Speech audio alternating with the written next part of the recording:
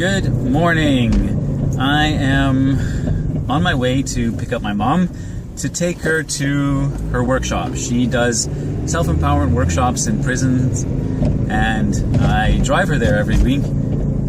She does an amazing job of letting the guys know that they are powerful and have great potential, and helps them believe in themselves again. So it's a really great privilege for me to drive her there every Tuesday.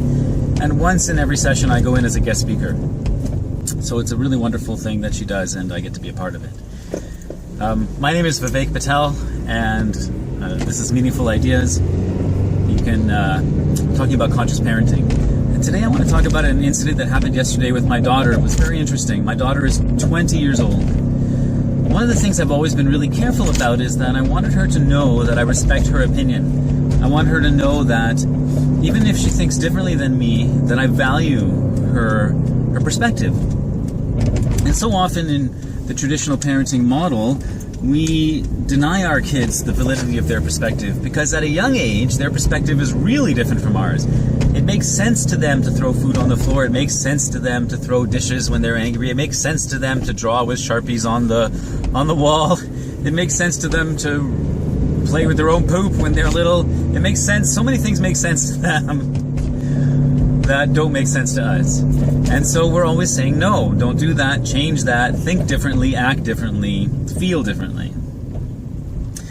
And I remember that feeling from when I was young. I remember it very distinctly. And I didn't like it, not one bit. So I had a great urge inside of me to change that with my daughter. I wanted her to know that not that I always agreed with her, but I always valued and accepted her perspective.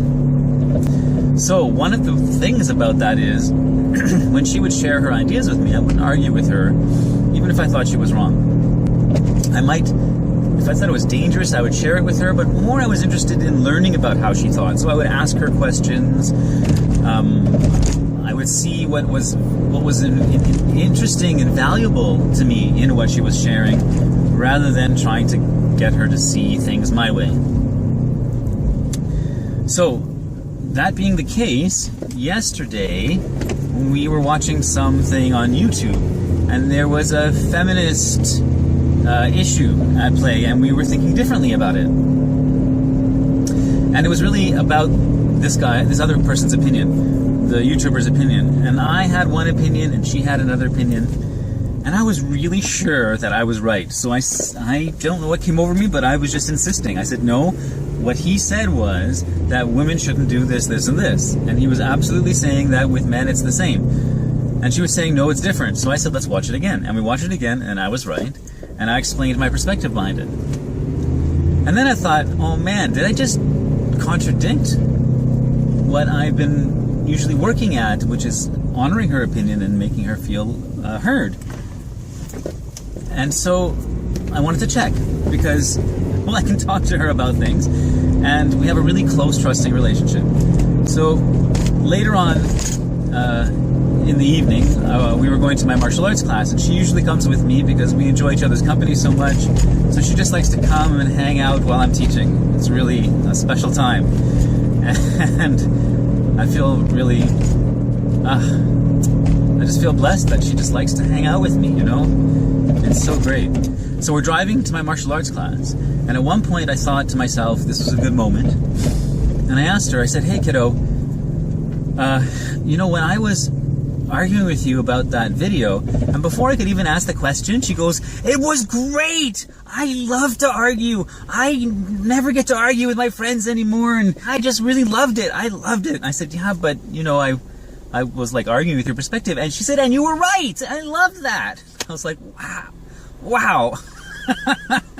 And honestly, I'm laughing now because I was so surprised.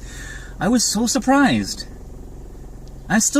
as I'm sitting here saying this again. I'm still surprised because I didn't expect it. I didn't expect that her reaction to be so happy that I argued with her.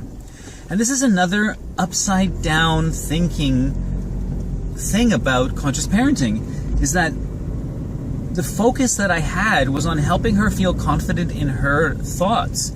And instead of becoming overconfident and arrogant about it, she's so confident in her own thinking that even when she gets into a discussion and ends up being wrong, she's happy about it. I love that. I love that. It means she's not clinging on to her ideas just for some sense of trying to bolster her self-esteem, protect something vulnerable inside. No, she doesn't need that because she knows she's worthy. And so many times when I would do this, people would say, oh, Vivek, she's not going to learn to be able to understand other people's opinions because you're not giving her that experience. And this is another way, this is another example of how setting the foundation of what really supports that quality is what's important. The foundation of being able to hear other people's opinions and take them in openly is to know that your self-esteem is not dependent on your perspective. Your self-esteem is unconditional. And that your ideas are worthy just as they are. And she knows that. So she was able to be wrong. I don't like using the word wrong. But we had different perspectives. And when we watched it again, it was clear that the way I was interpreting what he was saying was what he was actually saying. And she was not only okay with it, she was happy about it. And so the reason I'm mentioning this, partially because it's just so amazing to me, but partially because I really want you to think about when you're working with your kids and you're trying to help them learn a particular quality, just putting them in that situation, like in this case, if I had done what other people were saying and I had argued with her from when she was young rather than embraced her ideas, just putting them in that situation and hoping they'll figure it out isn't very effective.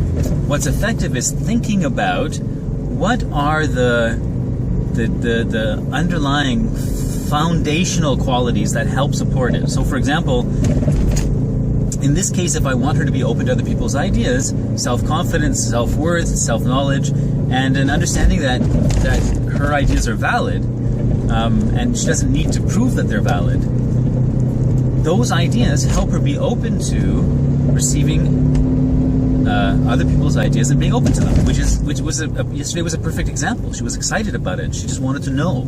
She wanted to experience that. Yeah, well, you know what I'm saying.